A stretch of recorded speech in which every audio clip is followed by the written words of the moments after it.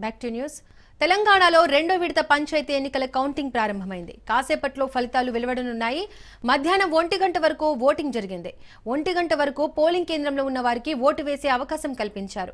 Polling కేంద్రాల వద్ద అధికారులు కట్టుదిట్టమైన భద్రతను ఏర్పాటు చేశారు. ఇదే అంశానికి సంబంధించి మోర్ డీటెయిల్స్ అందించడానికి మా ప్రతినిధి చంద్రశేఖర్ వరంగల్ నుంచి సిద్ధంగా ఉన్నారు. చంద్రశేఖర్, వరంగల్లో ఎంత శాతం పోలింగ్ నమోదైంది? మనం రిజల్ట్స్ ఎప్పుడు ఎక్స్పెక్ట్ చేయొచ్చు? దీపిక, మొత్తం తెలంగాణ వ్యాప్తంగా మొత్తం 4,332 సర్పంచ్ స్థానాలకు 38,342 వార్డు స్థానాలకైతే రెండో విడత ఎన్నికలైతే ఇవాళ జరిగాయి. ఇవాళ ఉదయం 7 గంటల నుంచే మొత్తం పోలింగ్ బూత్లకి ఓటు హక్కు వినియోగించుకోవడానికి మొత్తం ప్రజలంతా కూడా క్యూ కట్టడం జరిగింది. ఇప్పుడు ఉదయం 7 గంటల నుంచి 1 గంట వరకు వారంతా కూడా వారి యొక్క ఓటు హక్కును వినియోగించుకున్నారు. 1 గంట తర్వాత పోలింగ్ కేంద్రాలకు కూడా ఎవరిని అనుమతించలేదు. ఆల్రెడీ క్యూ లైన్ లో ఉన్న మరి కొద్ది మంది ఉన్న వారికి మాత్రమే ఓటు హక్కు వినియోగించే అవకాశం కల్పించారు. మొత్తం తెలంగాణ వ్యాప్తంగా కూడా రెండో విడత గ్రామ పంచాయతీ ఎన్నికలకైతే మొత్తం ప్రశాంతంగా ముగిసిందని చెప్పుకోవచ్చు. చెదురుమదురు ఘటనలు మినహా ఎక్కడ ఎలాంటి సంఘటన జరగలేదు. మొత్తం పోలీస్ యంత్రాంగం మొత్తం కూడా ఎక్కడ కూడా ఎలాంటి ఇబ్బందులు కలగకుండా మొత్తం అన్ని ఏర్పాట్లు చేశారు. సమస్యాత్మక ప్రదేశాలు, సున్నిత ప్రాంతాల్లో కూడా ముందస్తుగానే గట్టి చర్యలు తీసుకోవడం, పెద్దగా ఎలాంటి అవాంతరాలు లేకుండా రెండో విడత ఎన్నికలు అయితే ప్రశాంతంగా ముగిశాయని చెప్పుకోవచ్చు. మొత్తం ఇప్పుడు రెండు గంటల నుంచి అంటే మరికొద్ది సేపట్లో ఆల్రెడీ పోలింగ్ అయిన మొత్తం ఓట్లను కూడా మొత్తం బ్యాలెట్ పత్రాలన్నీ కూడా ఓటింగ్ కేంద్రాలకు తరలిస్తున్నారు. మొత్తం పోలీసులు ఇటు మన ఎన్నికల అధికారులంతా కూడా బ్యాలెట్ పత్రాలన్నింటినీ కూడా ఓటింగ్ కేంద్రాలకు తరలిస్తున్నారు. మరికొద్ది సేపట్లో ఓటింగ్ ప్రక్రియ మొదలయ్యే అవకాశం ఉంది. మొత్తం ఓటింగ్ ప్రక్రియ మొదలైన తర్వాత ఈ రోజు గెలుపొందిన వారి అభ్యర్థులు కూడా ప్రకటించి వారికి పత్రాలు కూడా అందిస్తారు. ముఖ్యంగా మనము సాయంత్రం 9-10 వరకు కూడా మొత్తం ఈ ప్రక్రియ మొత్తం ముగిసే అవకాశం ఉంది. గెలుపొందిన సర్పంచ్ అభ్యర్థులను, వార్డు అభ్యర్థులను కూడా ప్రకటించి గెలుపొందిన వార్డు సభ్యుల నుంచి మెజార్టీ అభిప్రాయం ప్రకారం ఉప సర్పంచ్ కూడా ఎన్నుకునే విధంగా అయితే అధికార యంత్రాంగం ఏర్పాట్లు చేసింది. Deepika. Right Chandrasekhar, thank you.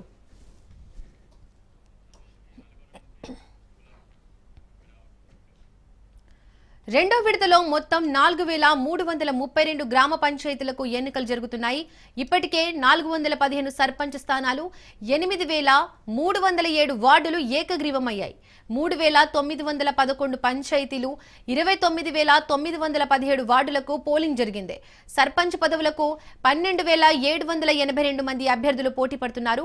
వార్డుల బరిలో 71,071 మంది అభ్యర్థులు ఉన్నారు. కాసేపట్లో అభ్యర్థుల భవితవ్యం తేలనుంది. దీనికి సంబంధించి మోర్ డీటెయిల్స్ అందించడానికి మా ప్రతినిధి నల్గొండ నుంచి సిద్ధంగా ఉన్నారు. పుల్లారావు, నల్గొండలో పోలింగ్ ఎంత నమోదైంది? డీటెయిల్స్ ఏంటి? ఇంకా రెండో విడత గ్రామ పంచాయతీ ఎన్నికలకు సంబంధించేసి ప్రస్తుతం 27% వరకు కూడా పోలింగ్ నమోదైందని చెప్పేసి కూడా అధికారులు ప్రకటించిన నేపథ్యం ఏంటంటే ఉమ్మడి నల్గొండ జిల్లా వ్యాప్తంగా యాదాద్రి, సూర్యాపేట, అదేవిధంగా నల్గొండ 3 జిల్లాలకు సంబంధించి పూర్తి స్థాయిలో 87% ఓటింగ్ నమోదైందని చెప్పడం జరిగింది. ఎక్కడ కూడా ఎలాంటి అవాంఛనీయ ఘటనలు గుర్తు చేసుకోకుండా ముందస్తుగానే భారీ బందోబస్తు ఏర్పాటు చేయడంతో ప్రశాంతమైనటువంటి వాతావరణంలో ఎన్నికలు అనేది కొనసాగడం జరిగింది. సో ప్రజెంట్ గా ఇప్పుడు మరికొద్ది సేపట్లో ఈ యొక్క కౌంటింగ్ ప్రక్రియను ప్రారంభించాలని చెప్పేసి కూడా 1 to 2 వరకు లంచ్ అవరు. అదేవిధంగా కొన్ని చోట్ల 1 గంట తర్వాత కూడా కొంతమంది ఓటర్లు ఉన్న పరిస్థితిలో వాళ్ళకు కూడా ఓటు వేసే అవకాశాలు అయితే కల్పించిన పరిస్థితి ఉందని. ఎందుకంటే ఆల్రెడీ వాళ్ళు క్యూ లైన్ లో నిలిచారు. టైం గడిచినప్పటికీ కూడా ఎన్నికల నిబంధనలు అనుసరించేసి అదేవిధంగా ఎన్నికల అధికారులు కూడా వాళ్ళకు మినహాయింపు ఇవ్వాలని ముందస్తుగానే తెలియజేస్తున్న నేపథ్యంలో వాళ్ళకు కూడా ఓటు వేసే అవకాశాలు అయితే కల్పించగలిగింది. అయితే ఈ విషయానికి సంబంధించి ఇప్పుడు ఎన్నికల కౌంటింగ్ ప్రక్రియ ప్రారంభం అవుతుంది కాబట్టి ఎన్నికల కౌంటింగ్ ప్రక్రియ అయిపోయిన తర్వాత ఎవరైతే గెలిచిన అభ్యర్థులు ఉన్నారో వాళ్ళు విజయోత్సవ ర్యాలీలు నిర్వహించే అవకాశం ఉంది. సో ఈ సందర్భంలోనే జిల్లా ఎస్పీలు కూడా ఒక రకమైనటువంటి ఆదేశాలు జారీ చేసిన పరిస్థితి ఉంది. ప్రజెంట్ గా చూస్తే జిల్లాలో పోలీస్ యాక్ట్ అమల్లో ఉంది, పోలీస్ 30 యాక్ట్ అమల్లో ఉంది. కాబట్టి ఎవరు కూడా విజయోత్సవ ర్యాలీలు చేయడానికి వీల్లేదు. అదేవిధంగా డీజే కానీ ఇతరత్ర విషయాలు కూడా ఏం చేయడానికి వీల్లేదు అని చెప్పేసి నిబంధనలు ఉన్నాయి. ఎవరైనా దాన్ని అతిక్రమించినట్లయితే మాత్రం తప్పనిసరిగా వారిపై కేసులు నమోదు చేస్తామని చెప్పేసి కూడా ఎస్పీలు ఆదేశించిన నేపథ్యం అవుతుంది. ప్రజెంట్ గా కౌంటింగ్ ప్రక్రియ అనేది ఇప్పుడే కొద్దిసేపట్లో స్టార్టింగ్ కానుంది. మొదటగా ఆ గ్రామ పంచాయతీకి సంబంధించేసి ఎవరైతే వార్డు మెంబర్స్ ఉన్నారో వార్డు మెంబర్లకు సంబంధించినటువంటి కౌంటింగ్ అనేది జరుగుతుంది.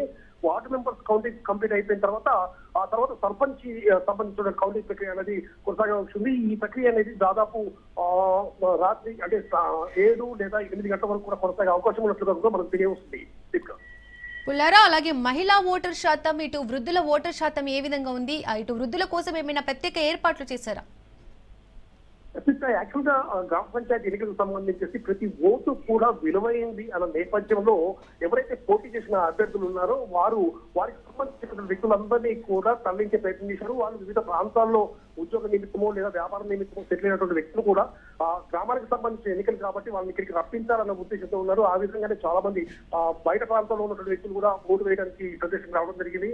అదేవిధంగా ఎవరైతే వయోవృద్ధులు, అదేవిధంగా వికలాంగులు, వీరు ఎవరైతే గర్భిణీ స్త్రీలు ఎవరైతే ఉన్నారో వీరికి సంబంధించి కూడా ప్రత్యేకమైనటువంటి ఏర్పాటు చేసిన నేపథ్యం ఉంది. వీళ్ళకి సంబంధించి వీల్చైర్స్ ని ఏర్పాటు చేశారు. అదేవిధంగా వాళ్ళు ఈ యొక్క పోలింగ్ జరిగే ప్రదేశం కూడా ఆ యొక్క వీల్స్ ద్వారా రప్పించడము, అదేవిధంగా వాళ్ళు ప్రత్యేకమైన వాహనాల్లో అక్కడికి తీసుకెళ్తాం కూడా చేసిన పరిస్థితి ఉంది. ప్రజలకు చూస్తే మాత్రము మహిళలు కూడా పెద్ద ఎత్తున కూడా తమ యొక్క ఓటు హక్కును వినియోగించుకున్నారని చెప్పవచ్చు.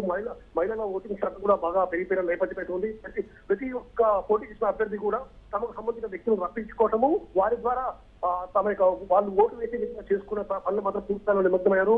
మొన్నటి వరకు కూడా ఈ ప్రచార పర్వం కొంత కంప్లీట్ అయిపోయిన తర్వాత నిన్న మాత్రం ప్రణోమాల పర్వం అయితే కొనసాగినట్లు కూడా మనకు తెలుస్తుంది. చాలా మంది కూడా ఒక ఓటుకి 2,000, 3,000 చొప్పున కూడా ఇచ్చినట్టుగా కూడా మనకు తెలుస్తుంది. అంటే గ్రామ పంచాయతీ ఎన్నికలను ప్రతి ఒక్కరు కూడా ప్రెస్టేజ్ గా తీసుకున్నారు. ఎవరైతే అభ్యర్థులుగా పరిగణించారో అందరూ ప్రెస్టేజ్ గా తీసుకుని తమ విజయం కోసం వాళ్ళు ఆహ్లాదం శ్రమించారని చెప్పవచ్చు. కాకపోతే ఈ రోజు మాత్రం ఉమ్మడి నల్గొండ జిల్లా వ్యాప్తంగా కూడా ఎలాంటి ప్రలోభాల పర్వం లేకుండా కూడా పోలీసులు మాత్రం బందోబస్తు ఏర్పాటు చేయడం జరిగింది. అదే విధంగా ఇంకో విషయం ఏంటంటే ఎక్కడ మన గత మొదటి విడత ఎన్నికల్లో చూసినట్లయితే మాత్రము చెదురుముద్దు ఘటన జరిగిన పరిస్థితి ఉంది. 3 ప్రాంతాల్లో తీవ్రంగా ఉద్రిక్త పరిస్థితులు కూడా నెలకొన్నాయి. ఒక వ్యక్తి కూడా మరణించిన పరిస్థితి నెలకొంది. సో ఈసారి అంటే రెండో విడతకు సంబంధించి అలాంటివి పునరావృతం కాకుండా ఉండే ఉద్దేశం కోసం పోలీసులు కావాల్సిన బందోబస్తు ఏర్పాటు చేశారు. ముఖ్యంగా ఏవైతే సమస్యాత్మక ప్రాంతాలు ఉన్నాయో ఆ సమస్యాత్మక ప్రాంతాల్లో మాత్రము బలగాలను మాత్రం పెద్ద సంఖ్యలో కూడా మోహరింప చేసి ఉండటం జరిగింది. అందువల్ల ప్రజెంట్ గా మాత్రం పోలింగ్ అనేది చాలా ప్రశాంతమైన వాతావరణంలో ముగియడం జరిగింది. Right Pullarao, thank you.